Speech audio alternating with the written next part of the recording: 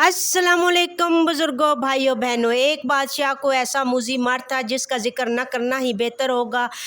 यूनानी डॉक्टरों के एक गिरोह ने मुत्तफ़िका राय दी कि इस मर्ज़ की सिवाय इसके कोई दवा नहीं कि ख़ास सफ़ात के मालिक शख्स का पता हासिल किया जाए। बादशाह ने तलाश का हुक्म दिया। गाँव का एक लड़का मिल गया जो डॉक्टरों की बताई हुई खूबियों पर पूरा उतरता था। उसके माँ बाप को बुलवाया और बहुत सी दौलत देकर रज़ामंद किया गया और काजी ने फतवा जारी कर दिया कि बादशाह की जान बचाने की खातिर रायत के एक आदमी का खून बहाना जायज़ है। जल्लाद ने लड़के की जान लेने का कसद किया। लड़के ने आसमान की तरफ सर उठाया और मुस्कुरा दिया।